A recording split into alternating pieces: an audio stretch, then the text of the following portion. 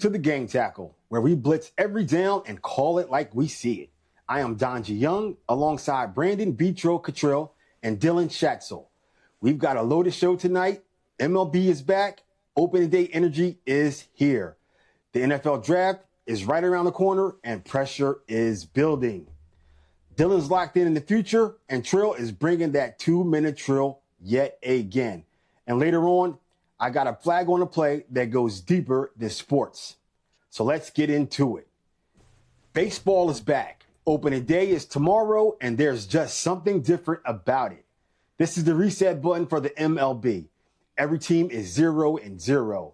Every fan base has hope, and every storyline gets a fresh start. So let's talk about it, fellas. Who are we buying into this season? Who's already on fraud watch? And what are we expecting from the biggest names in the league? Dylan, how about you take us into this one? Yeah, no, absolutely. Fraud watch. That's a tough one. I'll tell you what, fraud watch, I'm going to go ahead and say that the Baltimore Orioles are on fraud watch. I think the acquiring of Pete Alonso is a big headline, and I think it's a little bit over too hyped. So I do think the Orioles are in fraud watch a little bit. The best in baseball right now, obviously we're just going to have to say the Dodgers because that's what it is. Every single year, it's the Los Angeles Dodgers until we fix what we got going on. And biggest hitters in baseball, man. It takes them a couple weeks, but they'll get going. I hear that. And Trill, let me ask you this. What are you expecting from some of the big names in the game this season? Yeah, big things. We already know that they like to start off hot and get it going early and start that home run race. So who are going to be the big names this year? Is Judge going to be up top? We all know I'm a big Yankees fan. I got the pinstripes for opening day, but is Judge going to be able to hold out what he's been doing the past few years? Is he going to be able to hold off from injuries? Is he going to have any new faces join him? So I'm always excited for the new year because we always get that surprise. We always get that person gets called up maybe a month or two into the season due to injury, and all of a sudden they make a name for themselves. I'm always a big Ben Rice fan. I don't know about the home run race, but I just love seeing young players show out, come into the league, and make a name for themselves. So hats off to opening day. I hear that one.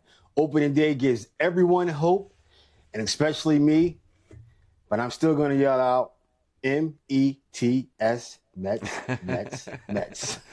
Go Marlins, baby. Soto doesn't want to be there.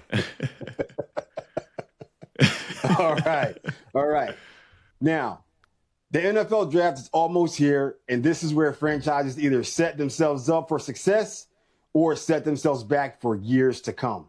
So let's talk pressure. Which teams have got to get this draft right? Who's one pick away from changing everything? And what are some of the biggest storylines heading into the draft? Why don't you lead us into this one, Trill? That's a good one. Because I know when we talked about it last time, we're talking about the quarterback needy teams. But I want to talk about who are the one player away. So right now, I'm going to kind of go with the Colts. Because I think the Colts were actually maybe one player away, maybe one injury away. They did go out there and get Sauce Gardner and kind of trade away some future assets. So they're kind of all in the way the Broncos just went all in with Waddle. They're kind of a sleeper, maybe also all in. But I'm going to go with the Colts just because I think maybe if they hit this draft right, they solidified signing their quarterback for the future. Maybe they're ready for the playoff push. Yeah, you could have a point on that one. And what about you, Dylan? Yeah, no, for the past coming years, and the past like 4 or 5 years, the Bills have always said they're one pick away. But, it hasn't really showed. So I'm not going to go with the Bills in this route. I am going to go with the Baltimore Ravens, though. I do think the Ravens have this year to get over the edge. They've been locked in with Lamar Jackson, not really getting him as many weapons as he should have. But I do feel like if the Ravens do pick up a needy wide receiver in this draft, I do think that they're one pick away. Right. I hear that one as well. And when it comes to the draft, let's turn to the guy that's locked in on every detail. Dylan, the floor is yours, bro. Absolutely. Well, guys, I got 3 people for you guys today for Dylan's draft watch. First off, we're going to go with KC Concepcion out of Texas A&M, wide receiver, speedy guy. Man ran a 4.3940 in the combine this year. Had over 1,200 yards receiving. I think he's going to be a late first rounder, maybe an early second rounder in this year's draft. For the second one I have for you guys is Katron Allen. Big Penn State running back. I compare him to Saquon Barkley-like abilities. He's a power back. He's also a little bit speedy for a power back. Katron Allen, expect him in the late to early second round. I do think that he could have some value late in the first round, but we'll see. For my final one today, guys, we are going to go with Miami Hurricanes. Go you, baby. Keontae Scott, cornerback, ran a 4.2540 at his pro day at Miami. Amazing value for a cornerback. This guy running a 4.25 and he can hit hard. Man, that's going to be on everyone's draft board. He was a second round pick projected, but I think he falls in the late first round now. But that's Dylan's draft watch for today, guys. All right, Dylan, let me ask you a question. Out of those guys that you just mentioned, is there anyone that you think has the ability to change a franchise immediately? Immediately. I mean, going back to what we were saying with the Ravens, right? The Ravens could use a receiver like KC Concepcion. So I do think that, that would be a good fit for KC Concepcion and could be used. And I think it'd be a great fit. I think the Ravens could really use him and make him Super Bowl ready even. So. Okay. So you say the Ravens could probably use him. All right. Absolutely. Sounds good to me. You know what I like about the draft? Everybody's got to take. Some are well thought out, and some are just off of straight instinct. And that's when Trill comes in. There's 2 minutes left on the clock. We got possession of the ball. Trill, why don't you bring us home? Yeah, so welcome in to B-Trill's 2-Minute Trill. Let's talk some March Madness and some hardwoods. So we already have a big upset as number 1 Florida did go down. Iowa upset Florida 73-72 and will now be reaching the Sweet 16. First time since 1999. They will face Nebraska number 4 on Thursday. Also, Texas upset Gonzaga 74-68. They'll face Purdue number 2 also on Thursday. But for pro hoops, the Lakers, they just ended their 9-game winning streak, and it was a historic tear for Luka. Luka went off. He did not have a game under 30 points during that stretch. He included points of 60, 51, and 44. Lakers, they're on a tear. Who knows? It's finally not led by LeBron James. We'll see what their future entails. Also, I want to talk about some flag football. If everyone caught the game, the USA flag football kind of dominated the NFL elites, including Tom Brady, OBJ, Joe Burrow, and company. The final score out of all 3 contested was 106-44.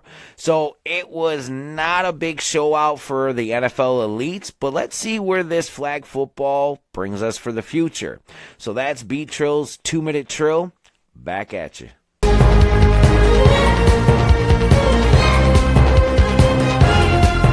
right, so welcome back. I want to break down a little bit of what's been going on with Puka Nacua over the past year. So this man just got caught with some allegations of biting a woman during an argument at a dinner.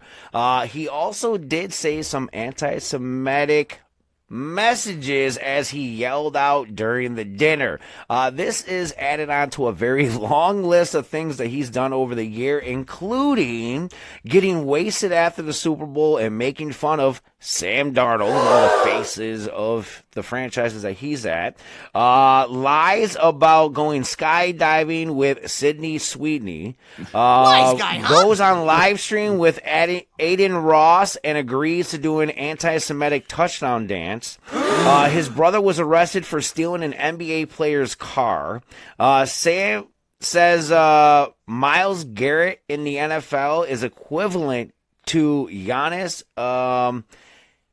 I can't say his last name. Antetokounmpo. There you go. Yeah. And then he goes live stream and criticizes NFL refs and said they make calls just to tell their friends they were on TV.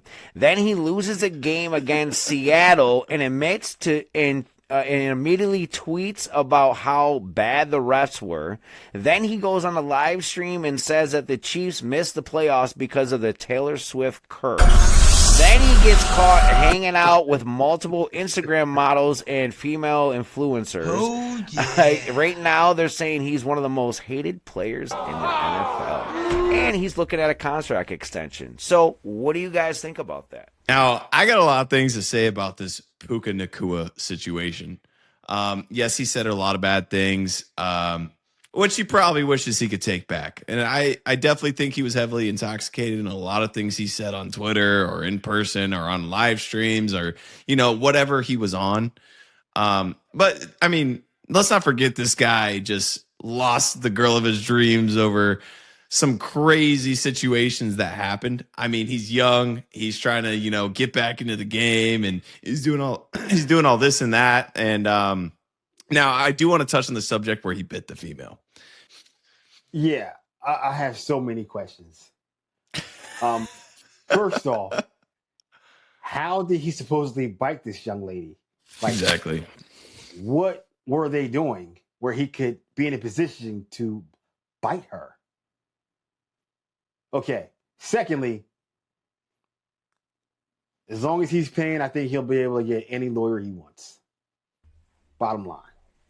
Thirdly, as long as he keeps catching footballs, he will get that contract extension. Yep. Teams will deal with a lot. I mean, a lot. As long as you're productive. But as soon as you're not, you're gone, a.k.a. Tyreek Hill. Bye-bye.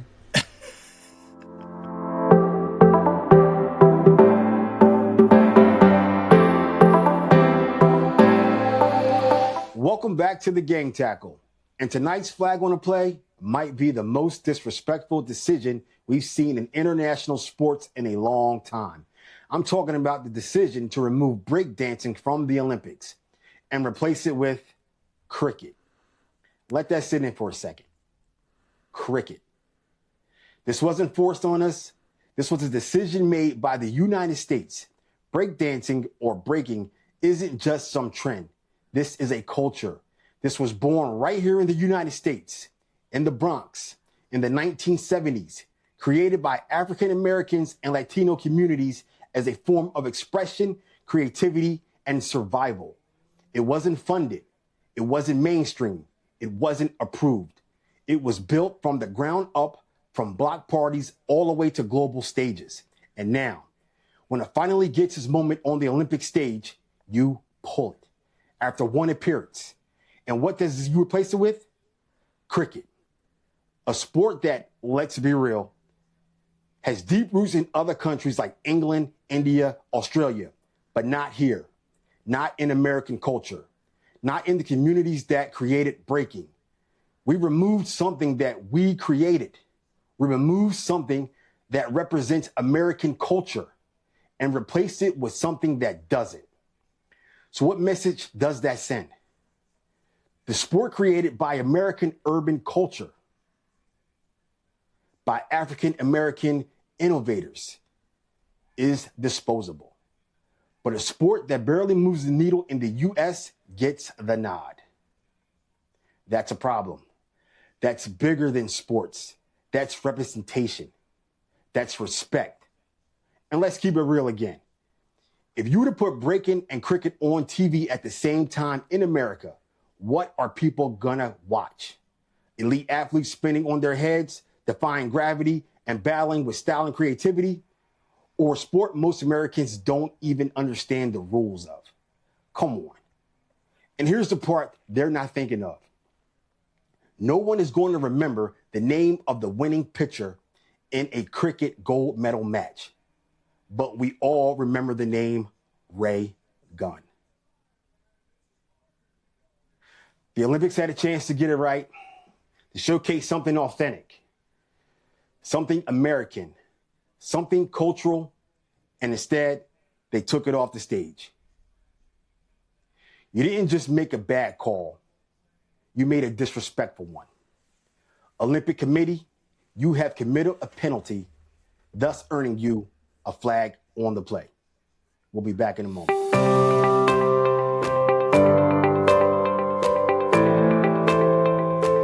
Welcome back to the Game Tackle. All right, fellas, let's close this thing out strong. That means it is time for our all-out blitz. So what we're going to do here, we're going to pick a team. It doesn't matter what sport it is. One team that you simply do not trust. I'll go first. So I'm going to go with, I always break the rules. Not one team, but March Madness. Because I'm going to go with brackets. Already, we haven't had the Sweet 16 happen yet, and there are 0 perfect brackets because we've already had a number 1 go down. We've already had Gonzaga number 3 go down. We had North Carolina go down. So big name teams, big head coaches, they're already out of the bracket. So I trust no one in March Madness because it's madness. Welcome to March. Well, I got a team I don't trust in the MLB, and I know Trill, you're gonna hate me for this one, but I don't trust the Yankees, man. I don't. I think the Yankees, they've been putting it all out there for the past few years. They're making deep playoff runs, a run to the World Series even, but they always crumble when it comes to October. Everyone just somehow forgets how to hit, field, pitch. I don't trust the Yankees. I think the Yankees are an untrustable team this year. Oof, Trill, any rebuttal? Honestly, the pain. So my childhood was too good in the 90s, and I took it for granted, and now I miss it so much. So I feel that. No hard feelings. Yankees need to show up. Yeah, and as a Mets fan, I feel your pain. All right, that's going to do it for this episode of the Game Tackle. And if you rock with us, make sure you like, subscribe, and tap in to see what the next movement is. We're building something real here. For Trill, for Dylan, I am Donji. Never let the pressure get to you. Be the one who applies the pressure. And the best way to do that is to blitz every down. We'll see you next time. 1, 2.